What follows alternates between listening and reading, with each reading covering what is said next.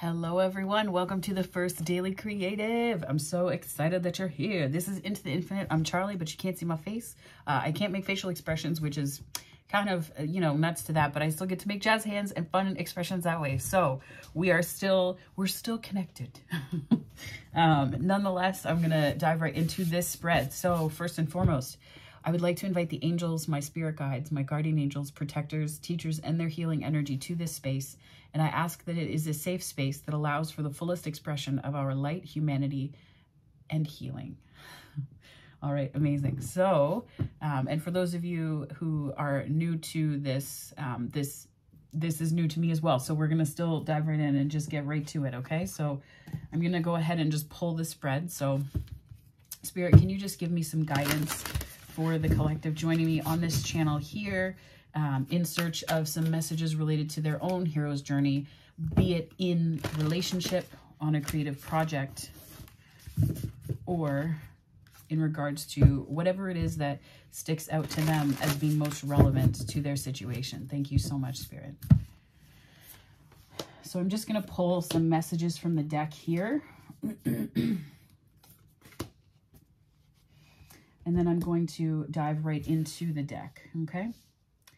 So right on these little kind of notes aside, the first one is you've won the lottery, which is beautiful. Like, look at the colors on this deck. How can you not love that? I mean, there's so much light in it, and it's just, it resonates at such a high vibe. And also the message, you've won the lottery. This could mean a literal lottery, but this also could just mean you've won the perspective that makes you feel like, you walk around every day like you're so excited, like you've won, right? And make room for wonderment is the script underneath. So super exciting. Okay, and so we also have plant seeds of intuition. Plant seeds of intention. Maybe somebody needs to plant seeds of intuition. I don't know. And then the script underneath is go, grow, glow. That is fabulous. That's wonderful. Like, the messages in this are wonderful. And I think about this here in terms of the Virgo full moon. So perhaps that was on March 18th. So perhaps there are things that you are, the intentions that you set during that full moon are featuring prominently now, which is lovely, right? That's just beautiful. And then the next one that we got to clarify was dream sanctuary, which is attend to the simple things. Just gorgeous, right? Such an embodiment of this beautiful flowing energy. All right, so let us get to it. So I'm going to use for the tarot portion of this, the Shadowscapes tarot. Now, I've had this deck for probably, oh my gosh, longer than I care to admit. Whenever I say like, oh, I've had this for this many years, all I can think about is like, have you had enough soluble fiber today? And are you moisturizing regularly? So we're going to bypass that whole thing. And I'm just going to say that this is the companion book that came in the deck. So this is the artwork and the deck that you'll be looking for if you were to look it up online, if you like what you see here. So this is the Shadowscapes Tarot by Stephanie Poonlin-Law and Barbara Moore. So, all right, Spirit, can you give me some messages as part of this hero's journey that the collective watching this are either going through now or have gone through? Just give them some guidance for wherever they find themselves on the path. Thank you so much, Spirit. I really appreciate these messages.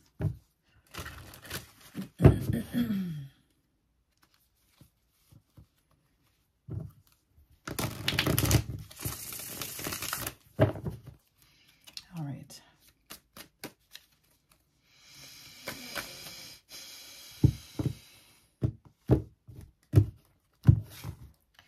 All right, so the ordinary world, Ace of Wands. I mean, that's not a bad card to get. I'm going to keep laying this out before I just like share, so much.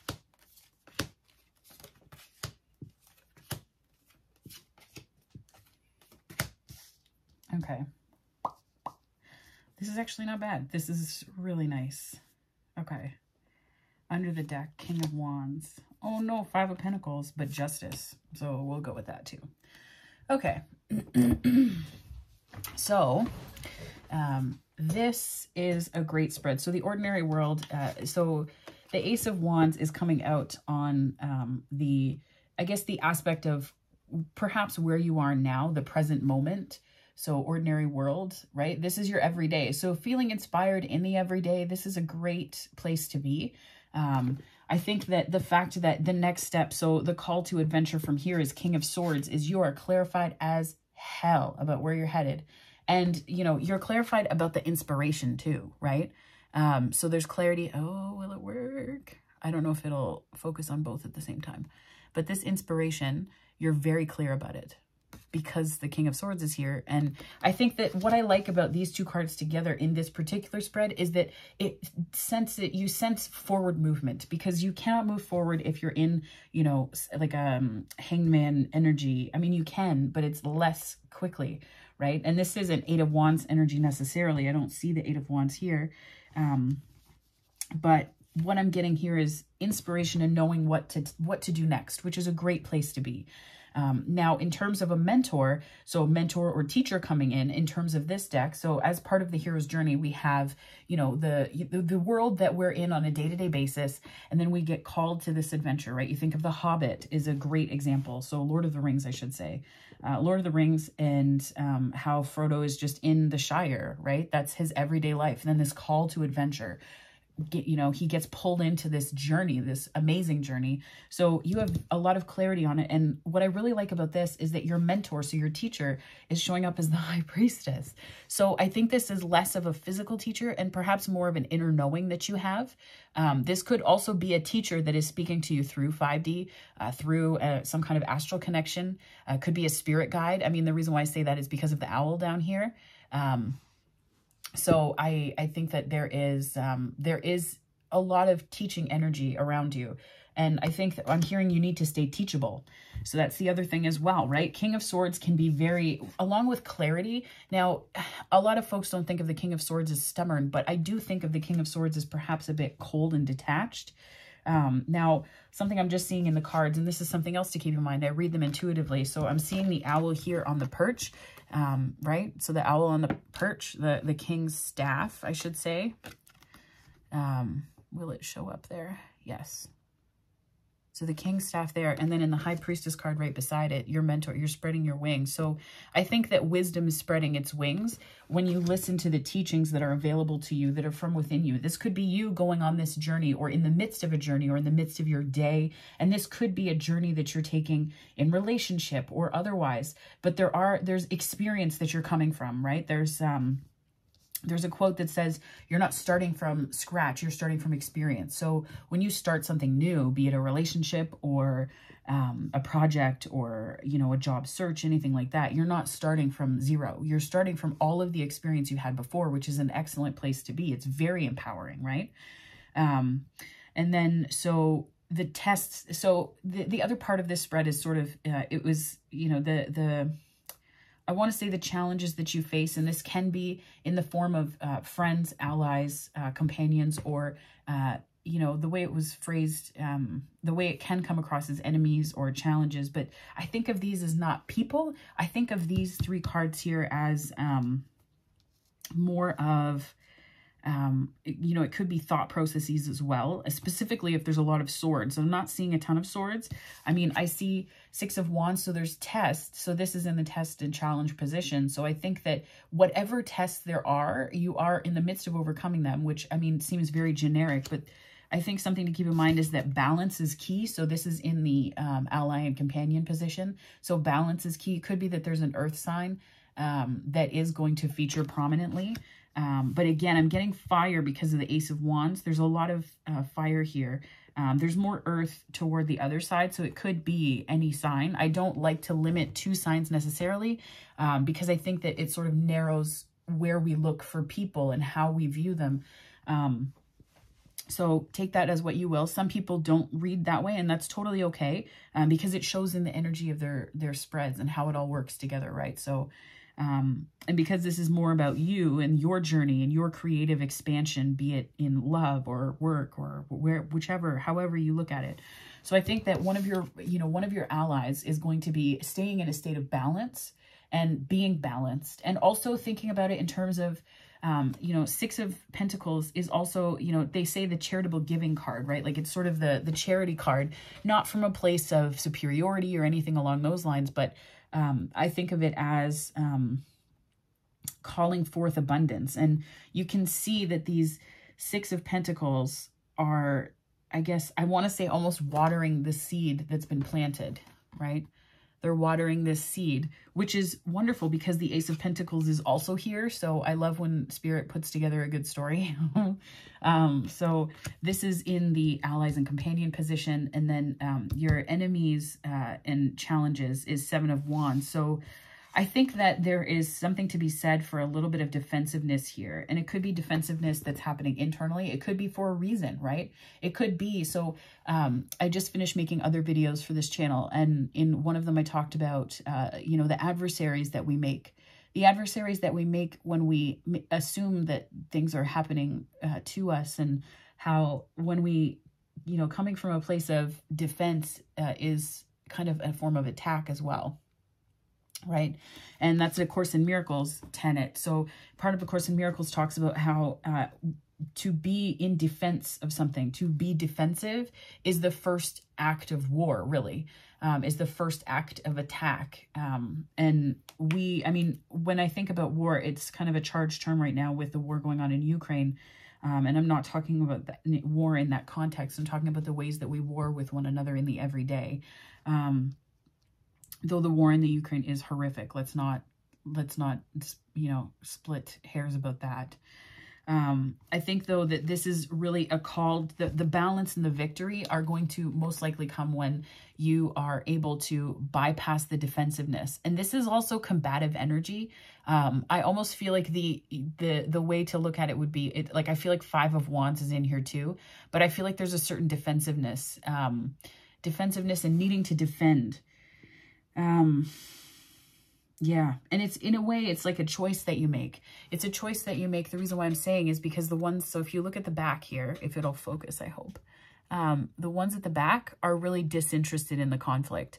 So that tells me that the two that are fighting are making a choice of that. And then it is a choice, right? So Seven of Wands can also just be kind of staying in your bubble and doing your thing and not listening to, I guess, and, you know, haters sound so self-aggrandizing sometimes, but I think that there's something to that. Just taking a step back from conflict and knowing that you do not need to participate. You don't have to throw your hat into the ring and say, you know, you can just walk away. You do not have to show up to every conflict that you're invited to. So that is an aphorism from Wayne Dyer. And again, it featured in another video that I was doing. And it's okay to set boundaries by declaring who you are, and to set boundaries by taking a step back and just saying, this is who I am. And by virtue of this is what I'm interested in. And you don't have to justify that to anybody. You don't have to say, this is why, and live the why more than who you are. So live from who you are as opposed to the why, right? And that will be very helpful. Now, the kind of the ordeal here, the ordeal, the test, like the crescendo of the pathway is the Ace of Cups. So it could be that there is some kind of love coming in that is a challenge, right? That sort of messes things up for you because you weren't expecting it. But that's a really nice kind of ordeal, right? Like if an Ace of Cups is like the biggest challenge that you face either today or with a specific project, I mean, that's a pretty good challenge to face. This could also just be passion, right? It could be that you're just overflowing with passion, and that can be something that you need to ground. The reason why I'm saying that is because this is in the sort of once the calm after the storm, and once all the dust settles, the things that you take away from that conflict, right? That conflict is something that's quite grounded, the Ace of Pentacles. So to have the Ace of Cups and then the Ace of Pentacles, there's something that's new for you that's very grounded. So this can be, ooh, will it focus? I used the wrong setting, so now we're kind of getting a psychedelic experience here. It also looks a little bit like there's inappropriate things that you're only supposed to see the Ace of Pentacles. So I promise you, these are not weird tarot cards. It's just very basic ones. But this Ace of Pentacles tells me, alongside the Ace of Cups, that there's something to do with that there was a kind of passion that was perhaps ungrounded. So the call will be to ground what it is that you're feeling, to ground your emotions in order to move forward, and that you are planting seeds. And I think that the balance is what is really going to water this seed, right? Again, so I pointed out the plant being watered by this balance. That's how I see it, is the balance is really helping things to come to fruition. And the Ace of Pentacles is there, of course. And as is, in keeping with the flow, as is the Ace of Cups. Now, we know that these things can be, there are so many different iterations of the way that they can show up. And what I mean when I say that is that the Ace of Cups can mean emotion. It can mean passion. It can mean love. There are so many different ways that it comes through. But it's really up to how you view it. And I'm seeing too, so there's a couple sixes here. I'll take a look at, so I'm going to look at the spread. I'm going to continue to read through it. Then I'll look at the consistencies and themes that are kind of jumping out at the big picture. So speaking of seeds, so we're talking about Ace of Pentacles. We're talking about watering with the balance. And then this was also in that first crack at the spread, right? So plant seeds of intention. So there may be something very important for you to pay attention to during this full moon in Virgo, or during the full moon in Virgo, I should say. And not necessarily, I'm talking about past tense and what you released relative to the new moon. So, you know, the patterns of the moons, and as they go through, I think that there's an intention that you planted that's going to become very important to the journey that you're on. Which is an excellent thing, right? That's fantastic. And it's showing up here. So the number of seeds and nurturing and planting is really important. And I think that there's something to be said too for the way that this, the Six of Wands is showing up where your tests would be. You know, the minor challenges as opposed to the major events here. But it also shows you've won the lottery. So there's so much wisdom that I think you're gathering from this situation. There's so much that you're really taking from this situation. And part of the reason why I emphasize this is that the sort of journey, once you move through whatever this is, be it a relationship, be it an epiphany, be it, you know, a creative project, something that you're starting, so the journey back, so the things that you're taking back with you, right? Is 10 of Pentacles. So holy joy, right? Grounded joy that is grounded in something. You've rediscovered something that you truly value. You know what's most important to you. The journey may have taken a lot from you. It is a 10, so it's an ending of a cycle, which is exactly what happens when you're on your way back from battle, right? And the hero's journey is often framed in terms of a battle because it makes it more cinematically helpful and all of these things. And, you know, it gives it that like big boom for the big screen. But the battle can just be something that you're dealing with inwardly, right?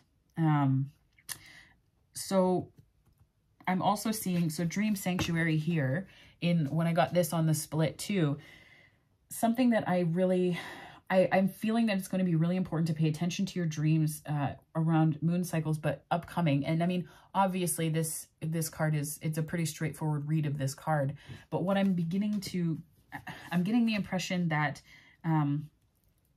there's a lot of things that that will be showing up in dreams. These are a lot of everyday cards. So they're not the major arcana. So these are the minor arcana for the most part. All but one. So what that tells me is that these are the everyday details. So this may not be like life-changing stuff. This is, it's very Virgo full moon. Everyday details, the details of a project, a relationship, an idea. It is getting grounded in the details as part of the journey. So that is what I'm seeing here. Now, this is sort of the road back, right? But I guess I want to say mastery, but it may just be the sense of stability that you're gaining now that you've come from these two different, you know, pre-journey and post-journey places, is the Six of Swords. So you're moving away from what was, but who you are now that you're moving towards this new end is really something profound.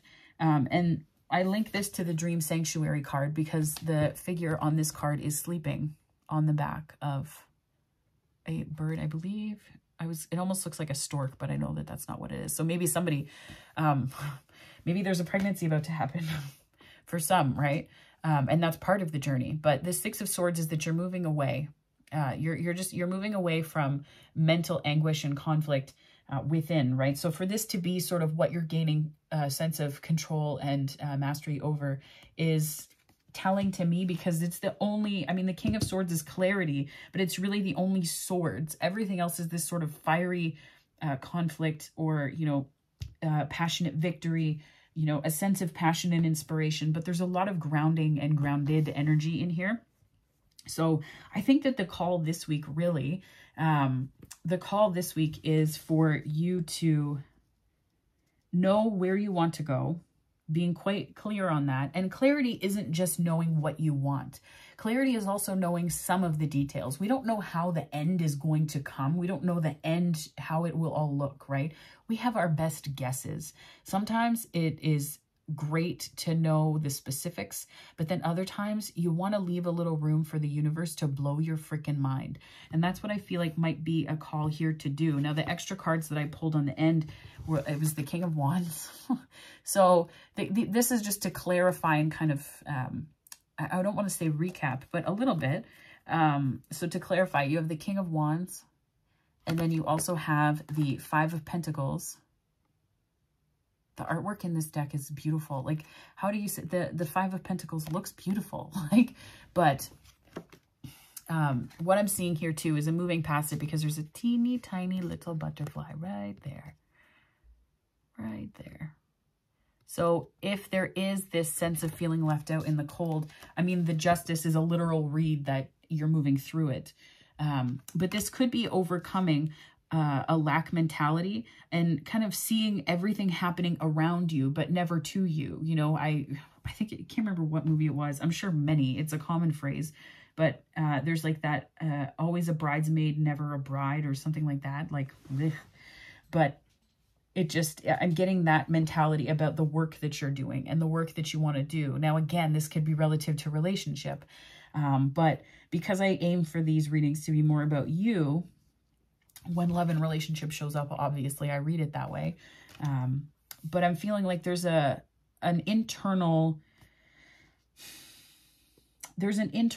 journey that you're facing, and that you have faced, that you're going through right now. The reason why I say that is the full moon energy, but then also the moon, I guess, iconography showing up in this card here tells me that it's a bit of an inward journey. It's something that you can't really see, right? And then you finally move away from that sense of conflict and not really knowing. So in terms of any signs here, there's Justice, so that's Libra. Again, so many minor arcana, which isn't bad. I mean, I'm seeing a good balance of like predominantly earth and fire. There's some air with the swords here, but a lot of fire, lots of fire, which is passion, right? So this could be a journey that you're taking because you're allowing yourself to feel, passion for something. And that could be something, someone, but this sense of passion, I'm getting the notion that that may be the thing that you're trying to move through as your journey, because it's scary. When you're passionate about something, it can be really scary because you are giving something up, you know, and it's not that you're not giving something up in terms of like a Four of Cups kind of way. Like it's not giving it up from, it's not, you don't lose when you give something up, is what I'm trying to say in this sense. With this spread, what I'm seeing more so is that you get back in touch with your passion, and that is the mentor that you're gaining, the, you know, teacher. You become that teacher. The wisdom is within you. And that's something really important to remember, because passion can be scary. You know, I get it. I'm an Aquarius sun and moon, and there are ways where my own passion has made me nervous, not because of anything to do with what it was about, but because when you commit in passion, and this isn't about commitment. I know that there's a ton of jokes about Aquarius being non-committal, blah, blah, blah. Fine. That's whatever. But what I'm talking about here is that there's a sense of when you commit to a passion, you don't know how it's going to work out, but you know that you've put all of your heart into something. You've put all of your heart on the line. So it's not about the rejection that you're afraid of, but it's almost that it's like you feel like you're handing part of you over, but that's not what passion is. That's not what passion does, right? That's maybe the toxic side of passion. That's where you get into codependency. That's where you get into really unhealthy patterns where you say like, oh, I made this for you. And why are you giving someone a piece of your heart or your heart? You can give them different things around it. But, and you know, some people may have different imagery or analogies that work there. But when you give in passion, when you give of passion, you lose nothing. You know, and I think this King of Swords could be an inclination or fear of looking stupid, right? A fear of looking stupid if you do something that you're passionate about, but that in the end may not work so well, right? I certainly know that feeling.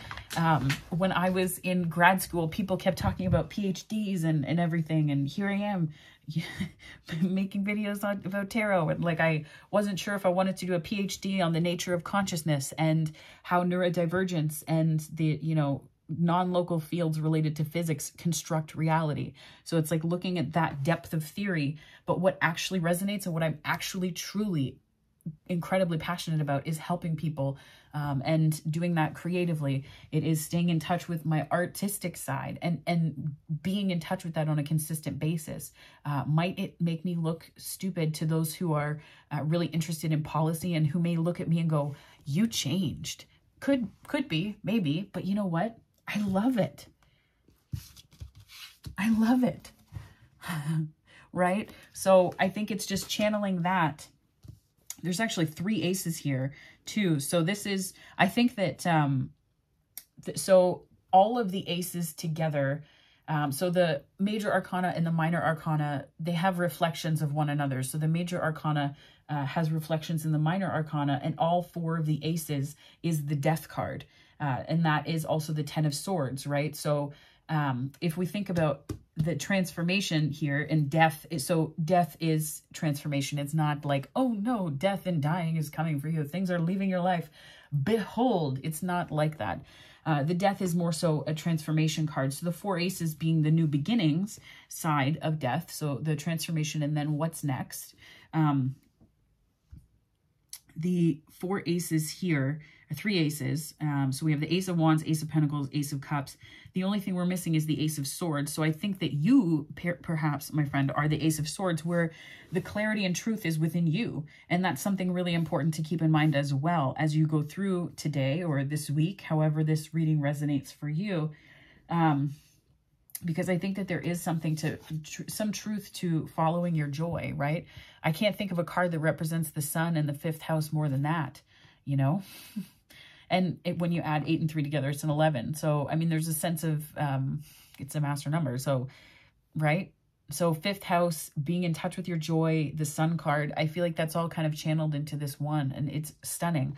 So just keep in touch with your truth this week, and not your truth in terms of, you know, just the banality of truth. I'm talking about the truth of what you're passionate about, the truth of how you feel about it, and also the truth about how you need to ground that in something that is valuable and important to you. Because emotions and passion do become toxic if they aren't grounded in something, if they have nowhere to go, because then it's just you spin, and that's where it gets kind of codependent, right? And you can be codependent with people, but you can also be codependent with projects because you approach them from that pattern of, you must complete me. Doing this thing makes me have an identity, or gives me an identity, and it makes me a type of person. So I need this thing to come true, because without it, I am wrecked as a human being. Without it, my identity is just disappeared. So I think that that's something, that's a message for somebody, but, you know, there is justice here too, right? So if there is a worry or concern that you have, I think that there is a lot of, there's a lot of healing, something that I just want to point out as well. So if you're in this 5 of Pentacles energy, there's a butterfly right here. And how beautiful is this, that the 5 of Pentacles is clarified by the Justice card, who is surrounded by butterflies. right? So I think that you are getting and feeling a sense of justice over this Five of Pentacles energy. And when we think about justice, it can mean, justice can mean, it can mean justice served. It can mean a whole bunch of different things, you know, like righting a wrong. That can be it for some people. But I think that this sense of justice is also just a correction of perhaps beliefs. I'm getting course correction. Like the compass wasn't working properly, and then you realize that you were holding it in the wrong direction. So now you're just taking the right course as you're meant to, which is fantastic. So I hope that this journey it speaks to somebody. So to end, I'm just going to pull from this deck, the Miracles Now deck by Gabrielle Bernstein. I've had it for quite some time, and I used to have a couple of these on my vision board because of course I did. So these are affirmations to take with you for the day, to hold with you in that beautiful heart of yours. So Spirit, can you please give me just an affirmation for my wonderful collective here on my channel to take with them today on the heels of this message? Thank you so much. When I respect my money respects me. Could be that there's something to do with value and the way that you're valuing yourself. Now, money is just an energy, right? So if money is an energy, then it's not necessarily about how you are attracting money in, but how you are, I guess, how value is being activated in your life. So how is value being activated in your life? And when you think about money, what do you want money for? What do you want money for? Is it for living expenses? Is it for other stuff? Is it for incidentals? Do you want a car that you're not sure that you really want? Like, you know, I had on my vision board for a while, I wanted this like big truck. Like it just felt, it was so, it was just ridiculous. And it's so bad for the environment. So it was like, how can I justify wanting this? And a lot of it was just that I really wanted it so that I could do, you know, I could go to backcountry camping and it would make it easier to get to those places. But then I thought, well, like backcountry camping sounds like a nightmare for my spine. So what the heck do I really want it for? Right? So digging deeper, you get, you know, this is what I actually want. And then I kid you not, I put the car that I wanted on my vision board. And it sounds ridiculous, but it was just, it's a Honda HR-V. I just needed a car that worked. And there were so many features that I wanted.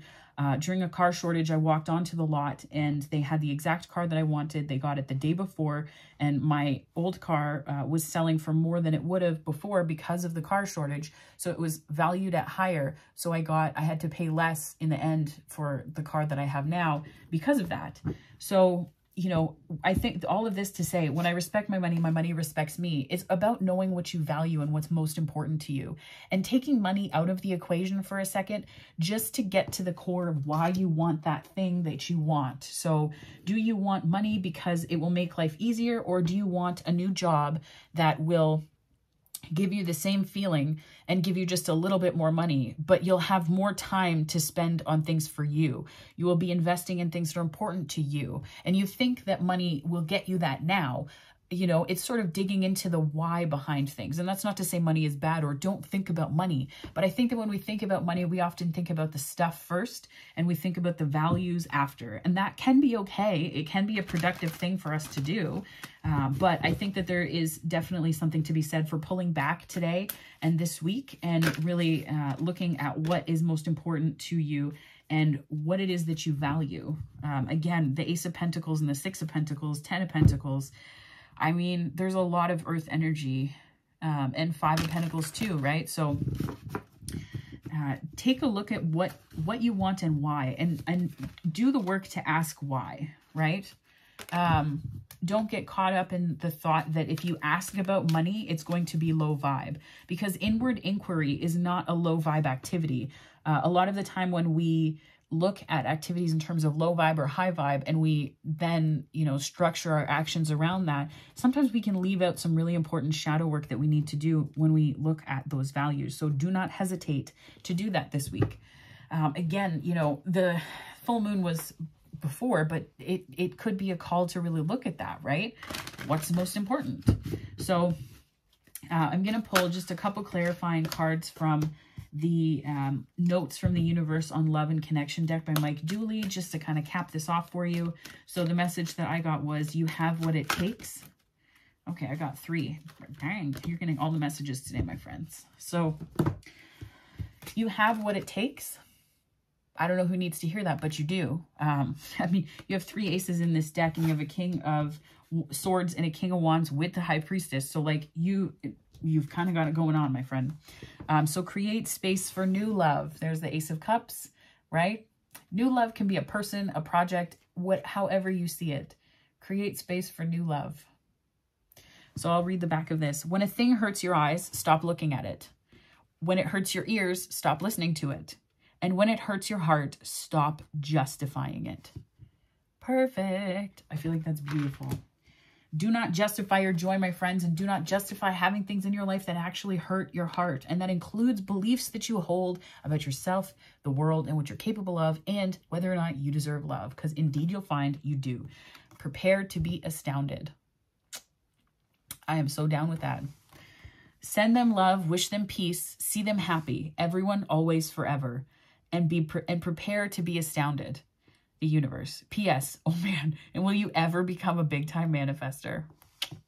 Prepare to be astounded. So I think today's going to be a good day. Who knows? You might get a free cup of coffee through the drive-thru. It could be something small, right? Prepare to be astounded by the ordinary and the extraordinary, right? The extraordinary is made in hundreds of thousands of little moments that are extraordinary. So, or that are ordinary, right?